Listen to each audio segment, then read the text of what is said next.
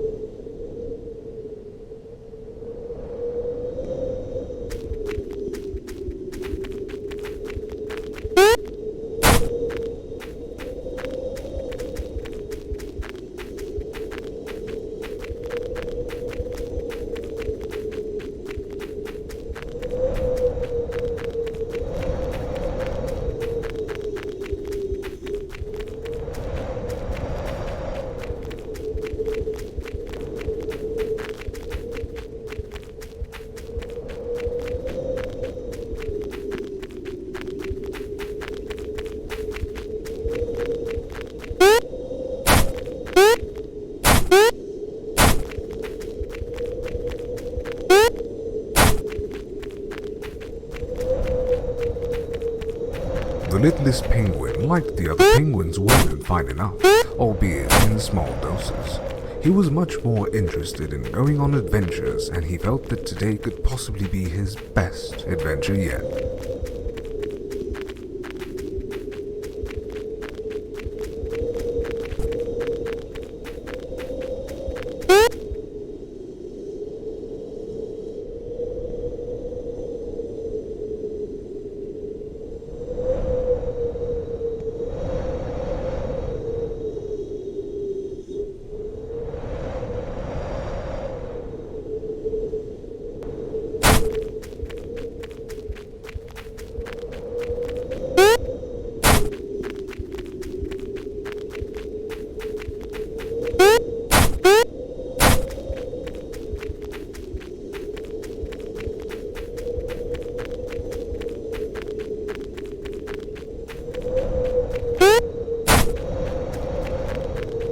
This was more like it, thought the littlest penguin. He could now return to the other penguins and make good on his plan, the thought of which triggered excitement.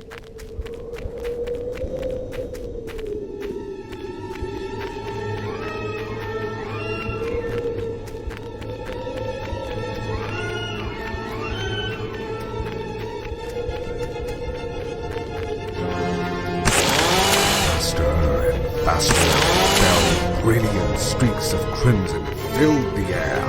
Again he would slash at them, and again they would cry out. Some attempted to vainly cram their entrails back inside.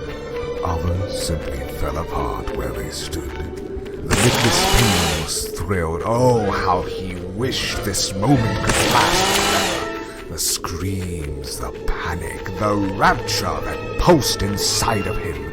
He could no sooner explain the magic behind his elation any more than he could tell himself to stop. Not until every last penguin had been split apart.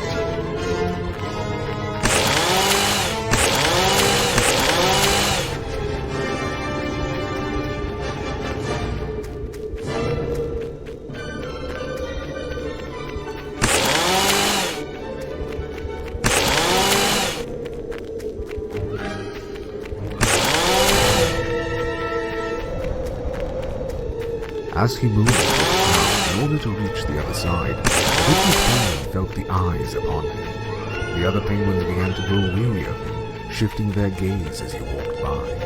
I do not like the way they stare at me, thought the littlest penguin. I do not like it one bit. Perhaps after I kill them all, I shall make a fine necklace of their eyes. This thought occupied the littlest penguin as the others wobbled nervously. And perhaps a crown made from their beaks, so all can see and marvel at how beautiful I am.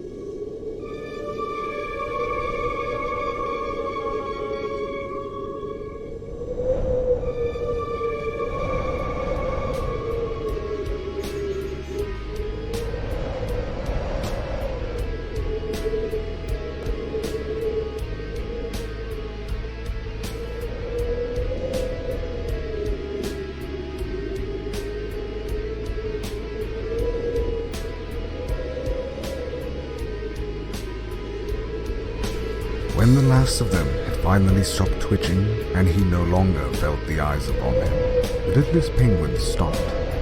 Breathing heavily, he surveyed the destruction he had wrought. They were all so beautiful now. Too beautiful, in fact. The ecstasy felt by the Littlest Penguin slowly faded, and an undeniable sense of emptiness began to take its place. It's not fair, he thought. They are all so beautiful now. Why can't I be beautiful like them? Why must I be the only one? It isn't fair. It just isn't fair. The Littlest Penguin looked at the chainsaw. The blood dripped off the teeth of the blade, almost glistening in the moonlight. Suddenly, the Littlest Penguin knew how to feel beautiful like the rest.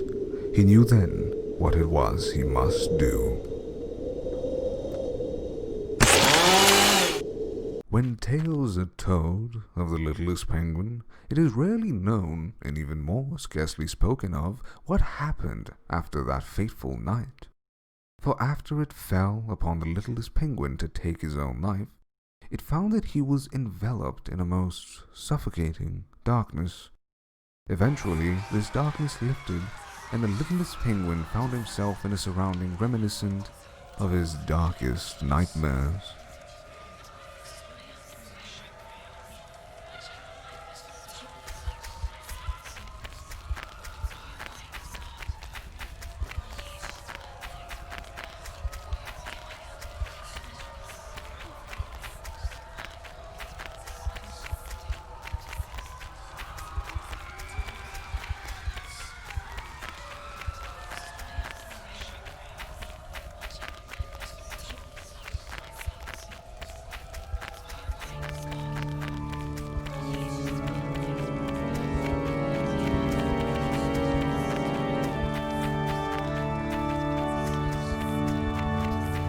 Gone were the familiar expansions of snow and ice. The blue, sunlit skies overhead now gave way to an unending darkness that seemed to devour the landscape around him. He could hear the tortured cries of the damned. The waters below seemed to have been so saturated with blood that one could surmise it was hardly water at all. The air was thick and humid, and the temperatures boiled to an unfathomable degree of heat. It was here, in this dimension of pain and torment, that the Littlest Penguin found he had finally felt at peace.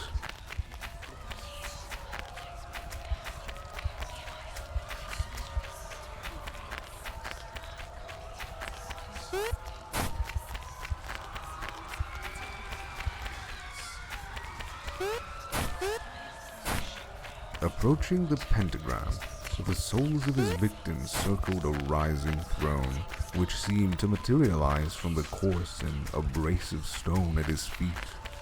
The Littlest Penguin took his rightful place upon it.